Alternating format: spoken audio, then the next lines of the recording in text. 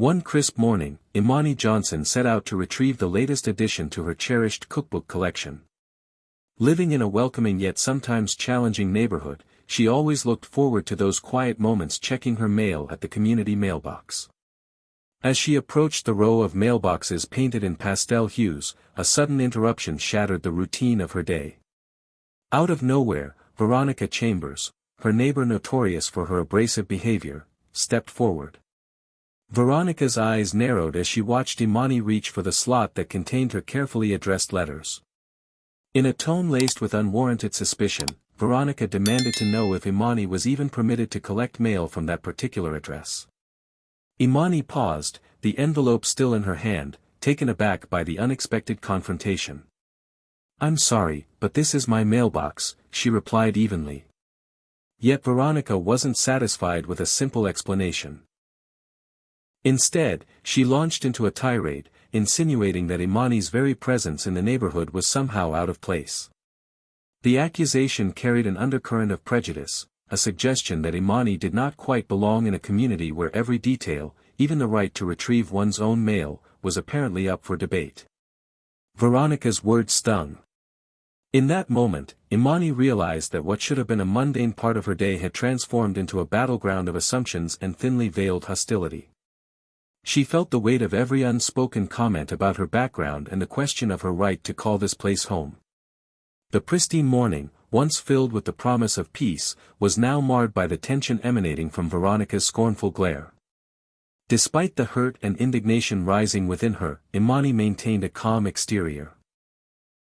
She carefully explained that the mail in question was clearly addressed to her and that, as a resident, she had every right to retrieve it without question. Her voice remained measured even as the absurdity of the situation sank in. It was not just about mail, it was about the insidious way in which her identity was being questioned at every turn. Veronica's challenge in that moment wasn't simply about a misplaced envelope, it was a symbolic assault on Imani's belonging in the neighborhood. The confrontation at the mailbox underscored a deeper issue, a struggle for respect and recognition that extended far beyond postal deliveries. For Imani, this unexpected encounter was a stark reminder that she would constantly have to assert her right to exist here without having to prove her worth. Though shaken, Imani gathered herself and completed her task. She retrieved her mail, carefully inspecting the envelope that bore her name, a small act of defiance in the face of prejudice. As she walked away, the cool morning air did little to erase the bitter taste left by Veronica's baseless challenge. Still, Imani's resolve only hardened. She knew that each day would bring its own battles, and this encounter would be one among many in her ongoing journey for dignity and respect in her own home. Later that same day, the tension simmering from the mailbox incident reached a new level. Not long after her mail encounter, Imani Johnson was met again by Veronica Chambers as she went about her afternoon routine. This time, Veronica's demeanor was even more confrontational. With barely concealed disdain, she insisted that Imani didn't belong in the neighborhood at all. "Who do you think you are?" Veronica demanded, her voice rising in anger as she gestured wildly toward Imani's neatly stacked mail. "Maybe you're stealing it, or maybe you just shouldn't be here," she sneered, her eyes flashing with a mixture of hostility and entitlement. Taken aback by the brazen accusation, Imani calmly produced the mail addressed unmistakably to her. She held it up as clear evidence of her rightful claim. Yet, Veronica's words did not soften, instead, they grew more venomous. It wasn't merely the fact that Imani had her mail, it was the implication that her very presence was a crime against the established order of the neighborhood. For Imani, the encounter felt deeply personal. Every word Veronica spoke resonated with a long history of prejudice and exclusion.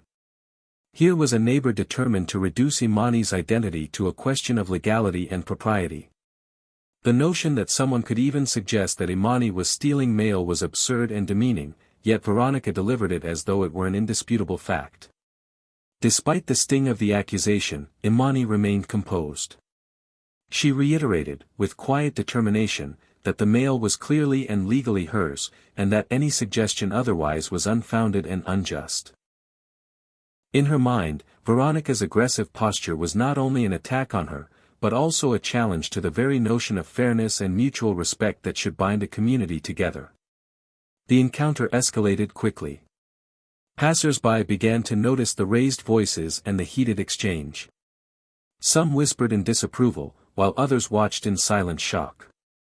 In that charged atmosphere, Imani's dignity became both her shield and her statement. With every measured reply, she affirmed her right to live freely and securely in the neighborhood, regardless of Veronica's narrow-minded judgments. As the confrontation drew to a close, Imani felt a mix of frustration and resolve. She knew that the battle over Simple Mail was emblematic of a larger, ongoing struggle, a struggle to claim her rightful place without having to justify her very existence. Veronica's baseless accusations had only served to strengthen Imani's commitment to stand up for herself and to challenge every unfair stereotype thrust upon her. That day, the simple act of retrieving mail had transformed into a powerful moment of defiance. Imani walked away with her head held high, fully aware that the road ahead might be filled with further challenges. Yet, with each encounter, she grew more determined to assert her dignity, reclaim her space, and ensure that her home remained a sanctuary of respect and equality. As the day unfolded, the simmering tension between Imani Johnson and Veronica Chambers reached a critical juncture. Fresh from their earlier altercation, Veronica's fury took on a dangerous new form. While Imani was still reeling from the accusations of mail theft, Veronica boldly declared that she would call the police to verify Imani's right to collect her mail. Her tone was accusatory and threatening, as if the mere act of dialing 911 would somehow prove that Imani did not belong in the neighborhood. Standing in the soft glow of the afternoon, Imani could hardly believe the absurdity of the situation. With a wry smile and a cool composure that belied the underlying tension, she responded sarcastically, urging Veronica to go ahead and call 911. "If you think I'm suspicious, why not let the authorities decide?" Imani remarked, her voice steady and laced with irony. It was a challenge, a subtle invitation for Veronica to expose the hollowness of her claims. Veronica's eyes blazed with indignation. In a dramatic moment that seemed lifted from a play, she pulled out her phone and began dialing the emergency number. As the phone rang, the quiet street became a stage for an unfolding drama. Imani, rather than growing anxious, appeared almost amused. She leaned against a nearby post and watched the scene with an air of detached satisfaction, fully expecting the encounter to escalate in the most ridiculous of ways. Within minutes, the 911 operator answered Veronica's call. In a trembling voice, Veronica reported a suspicious person lurking near the mailboxes, a description that unmistakably pointed to Imani. The operator's calm, professional tone cut through the tension as she began to ask Veronica a series of questions, seeking to determine whether there was any immediate danger. Imani, standing a few paces away, maintained her composure. While she observed the conversation unfolding, she couldn't help but find humor in the absurdity of it all. Here she was, simply going about her daily business, while Veronica's baseless suspicions had escalated to a full-blown emergency call. The irony was not lost on Imani, who internally marveled at how quickly trivial disagreements could be transformed into dramatic spectacles. For Veronica, the call was a desperate attempt to validate her long-held prejudices. Her voice wavered as the operator pressed for details that only served to highlight the irrationality of her concerns. The operator, however, remained focused on extracting clear information to assess the situation. Her questions were calm, measured, and pointed, leaving little room for Veronica's impassioned assertions. The more Veronica stuttered, the clearer it became that her accusations were without merit. At that moment, Imani's inner resolve strengthened.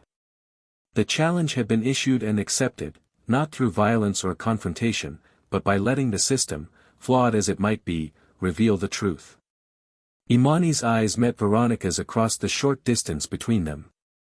There was a silent communication, a subtle acknowledgement that the absurdity of the situation was now laid bare for all to see. The conversation on the other end of the line grew longer.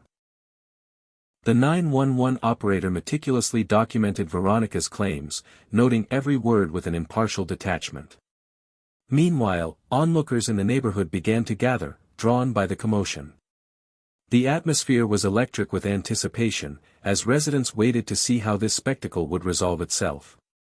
Imani's heart pounded steadily, not with fear but with a growing determination. This was more than just a dispute over mail, it was a fight for dignity, a challenge to the unjust assumptions that had long shadowed her daily life. With each passing moment, the tension escalated until it seemed as though time itself had slowed, magnifying every nuance of the encounter. By the time the operator concluded the call, Veronica had been forced into a corner. The threat of police intervention loomed large, yet the absurdity of the situation was undeniable.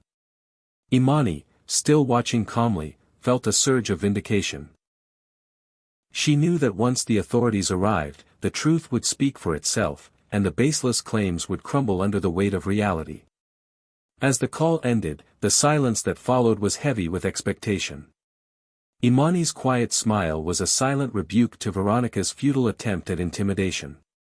The stage was now set for the next chapter of this ongoing drama, a chapter that promised to expose the true nature of prejudice and the strength of quiet dignity in the face of unwarranted aggression. In the aftermath of the 911 call, as the echo of Veronica Chambers's accusation still lingered in the air, Imani Johnson found a moment of reflection amid the chaos. While the police were en route, Imani's thoughts drifted back to a peculiar memory, a moment that cast an entirely different light on Veronica's credibility. Not long ago, while passing by a local establishment humorously referred to as a gentleman's emporium, Imani had caught sight of Veronica in a context far removed from the prim facade she maintained in the neighborhood. There, in the dim light of a venue known for its discreet clientele, Veronica's behavior struck Imani as incongruous with the sanctimonious image she projected. This memory, now resurfacing, only deepened Imani's resolve.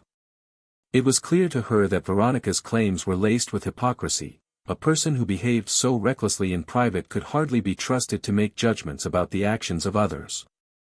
As the minutes ticked by, the 911 operator's voice continued in the background, probing Veronica with pointed questions. The operator asked if Imani posed any immediate threat, a question that made Veronica stumble over her words. Her previously unwavering tone faltered, and it was evident that her carefully constructed narrative was beginning to unravel. The more she tried to justify her suspicions, the more her story crumbled into contradictions. Imani listened quietly, her inner calm a stark contrast to the flustered desperation of Veronica. Each question from the operator chipped away at the facade Veronica had worked so hard to maintain. Imani couldn't help but feel a quiet sense of triumph. Here was evidence, not in the form of tangible proof, but in the way Veronica's credibility was eroding right before everyone's eyes. Throughout this exchange, Imani's mind raced back to that fateful glimpse at the gentleman's emporium. The memory served as an unspoken commentary on Veronica's character, a reminder that actions, more than words, defined a person's true self. If Veronica could be so brazen in one aspect of her life, how could she expect others to take her seriously when she accused someone of mail theft? The operator's line of questioning grew increasingly precise. With each inquiry, it became harder for Veronica to maintain her aggressive stance. Her justifications grew more frantic and less coherent. Imani, standing calmly in the background, felt the weight of each word as a vindication of her own quiet strength. She knew that while Veronica's voice might be loud, the truth was not determined by volume but by the consistency of one's actions and character. By the time the call neared its end, it was clear that the operator had gathered enough to note that Veronica's claims were not only unsupported by facts but were also undermined by her own past behavior. Imani's mind, ever sharp and observant, processed every detail. The scene before her was no longer just about a dispute over mail. It was a dramatic unveiling of a hidden life, where the veneer of respectability peeled away to reveal a person grappling with inner contradictions. As the operator prepared to conclude the interrogation, Imani's thoughts settled on one unyielding truth. She had done nothing wrong. Her calm presence, her rightful possession of her mail, and even the recollection of Veronica's questionable past all painted a clear picture of injustice. This incident was not about a simple misunderstanding. It was about challenging the unfounded assumptions and prejudices that had long haunted her existence. With the call wrapping up, Imani felt a mixture of relief and determination. The evidence of Veronica's hidden life, though not overtly dramatic, had already undermined her credibility in the eyes of those listening. For Imani, this was a small yet significant victory, a reaffirmation that truth and dignity always have their own quiet way of prevailing over baseless accusations. As the tense call continued, the atmosphere shifted dramatically when the 911 operator revealed a startling piece of information: Veronica Chambers had a documented history of misusing emergency services. The operator's calm announcement cut through the remaining tension, and for a brief moment, silence fell over the unfolding drama. Veronica's face turned ashen as she absorbed the revelation. The notion that her repeated misuse of the emergency line was on record was not only shocking, it was a public exposure of her own irresponsible behavior. Imani Johnson, standing nearby, felt a quiet surge of vindication. The operator's words validated everything Imani had sensed all along: Veronica's credibility was deeply compromised. In that moment, Imani seized the opportunity to inject a final dose of irony into the situation. With a measured tone that was both playful and piercing, she addressed the operator directly, suggesting that perhaps Veronica was experiencing her own kind of emergency, a medical one, no less. "Maybe she's not well at all," Imani remarked sarcastically, her voice carrying just the right balance of humor and disdain. Her comment was a subtle yet powerful jab, emphasizing the absurdity of the situation and the hypocrisy of Veronica's earlier accusations. Veronica, now visibly humiliated by the operator's revelation and Imani's pointed remark, struggled to regain her composure. Her earlier confidence had evaporated, replaced by a frantic attempt to justify her behavior. But the damage was done. The evidence of her past misuse of emergency services, coupled with Imani's cool defiance, painted a picture that was impossible to ignore. The operator's notes would soon serve as a permanent record of the incident, a record that underscored the very issues Veronica had tried, and failed, to exploit. As the conversation with the operator drew to a close, Imani took a moment to reflect on the unfolding events. It was clear that Veronica's credibility had been thoroughly dismantled, not by Imani's confrontation alone, but by the weight of Veronica's own documented history. The humiliation that washed over Veronica was palpable, a sharp reminder that every action has consequences, and that misuse of authority or emergency channels would not go unnoticed. For Imani, the operator's revelation was both a relief and a catalyst. It affirmed her belief that truth would eventually outshine prejudice. Even as Veronica stuttered and fumbled in her attempts to salvage her reputation, Imani's calm presence served as a beacon of integrity in the face of baseless hostility. In the aftermath, as the operator prepared to finalize the report, Imani's heart swelled with a quiet triumph. She had stood her ground not with aggression, but with poise and the undeniable power of documented truth. The exposure of Veronica's past was a decisive blow, a turning point that would resonate beyond this single confrontation. The episode left an indelible mark on everyone who witnessed it. Neighbors who had gathered around watched in stunned silence as the drama unfolded, each person acutely aware that the lines between right and wrong had been redrawn that day. For Imani Johnson, the moment was a personal victory, a testament to the strength of dignity in the face of unwarranted adversity.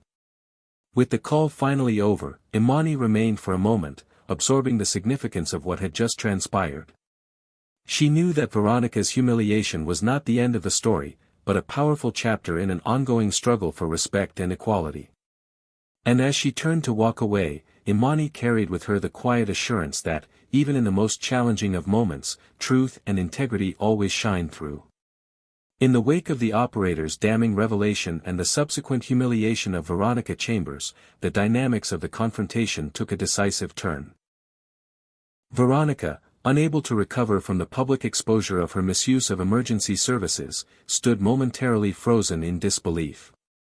Her face flushed with anger and embarrassment, she spat out a bitter promise that, "This isn't over." Yet, as her words echoed into the tense air, Imani Johnson simply turned away, her steps measured and her resolve unshaken.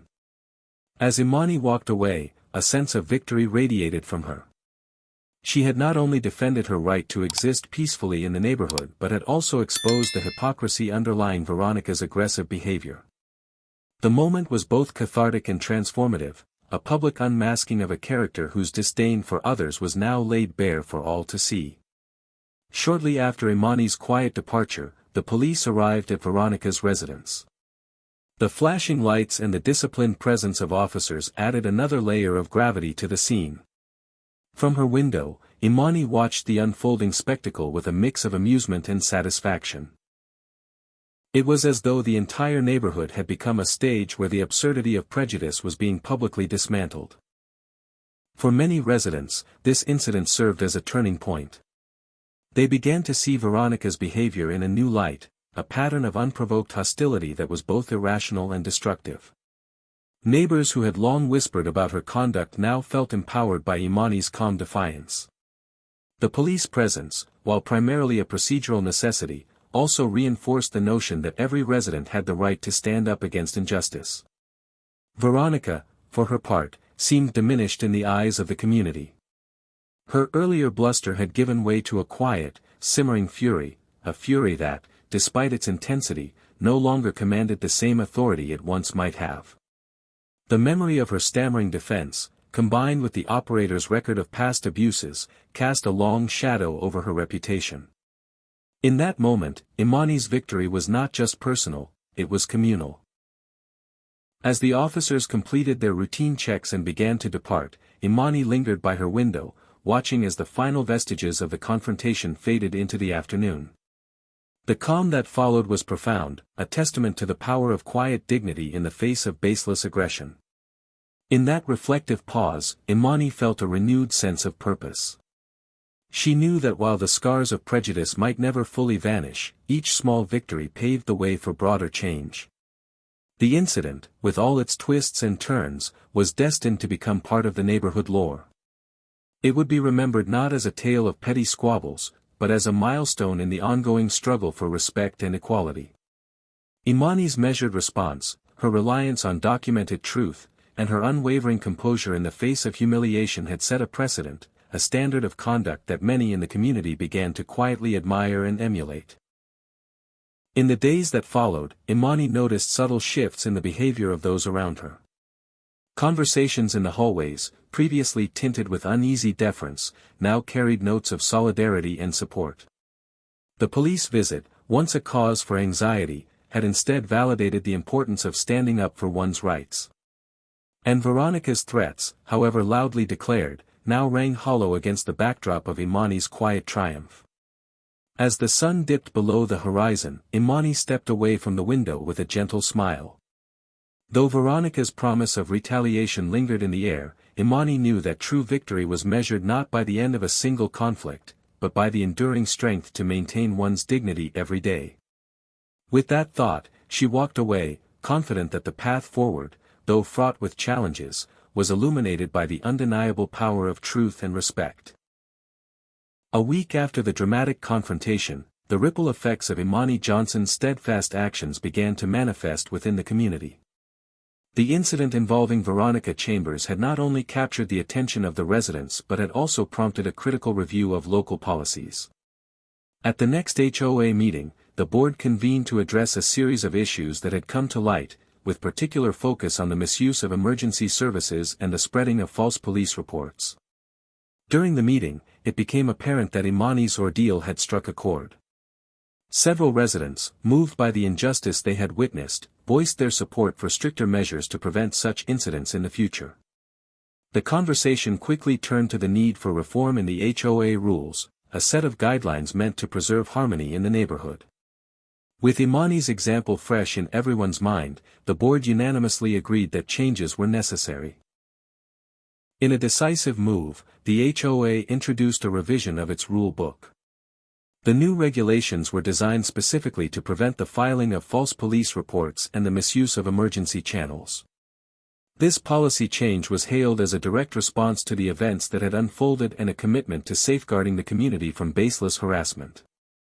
For Imani, the news was a bittersweet triumph, a validation that her courage had led to concrete change, even as the underlying issues remained a challenge.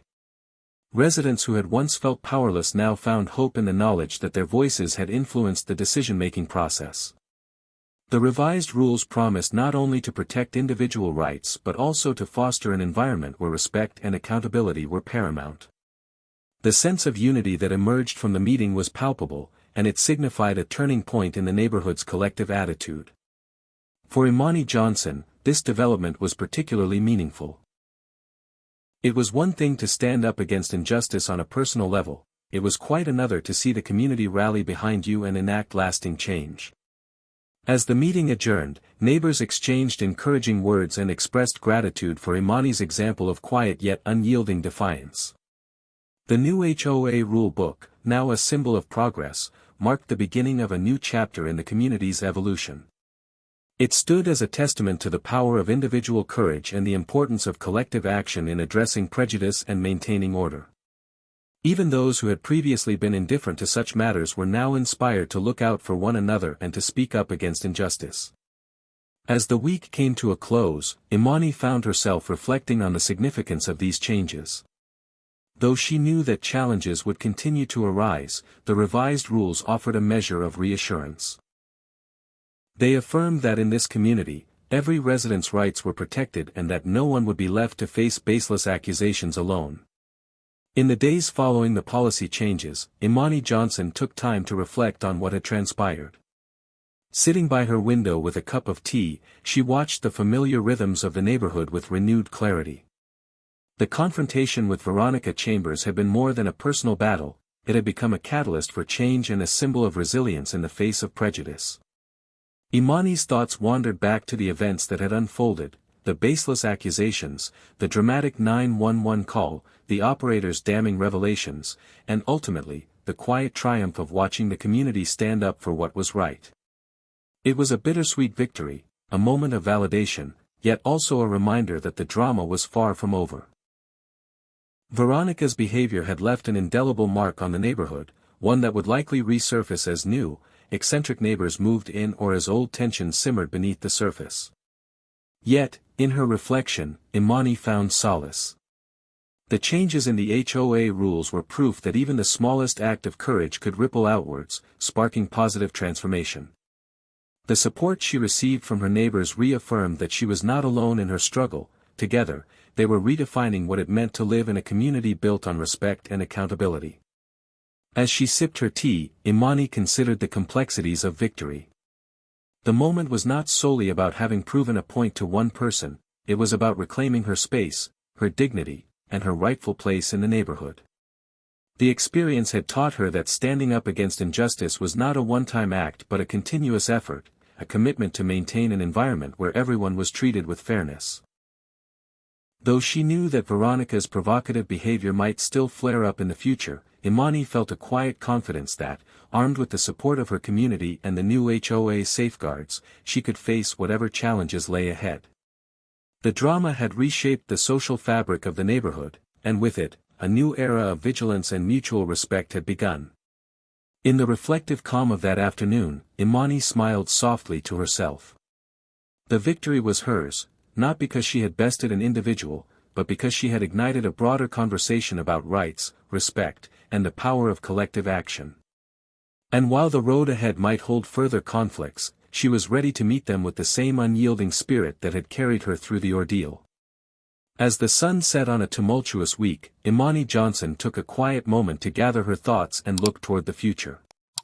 The past few days had been a whirlwind of challenges, confrontations, and unexpected victories. In the aftermath of the public spectacle with Veronica Chambers and the consequential changes made by the HOA, Imani found herself reflecting on the journey that had brought her to this point. For Imani, the events were a powerful reminder that true strength often lies in maintaining one's dignity amid adversity. Every step, from the unwarranted mailbox confrontation to the dramatic police call and the subsequent policy changes, had reinforced the importance of standing up for oneself. The experience had transformed a series of painful moments into a catalyst for community progress and personal empowerment. In her quiet reflections, Imani acknowledged that the road to a more just and respectful neighborhood would not be free of obstacles. There were those who would continue to harbor baseless suspicions and perpetuate outdated prejudices. Yet, she also recognized that each small victory was a building block for a future where respect and equality were paramount. The revised HOA rules now stood as a testament to that future, a tangible change inspired by one person's courage. Imani felt grateful for the solidarity of her neighbors and for the knowledge that by speaking up, she had not only defended her rights but had also contributed to the well-being of the entire community. As she gazed out her window one final time that evening, Imani felt a sense of peace. The drama of recent events had given way to a calm resolve. She knew that challenges might arise again, but the support of a vigilant, caring community and the strength of documented truth would always be on her side.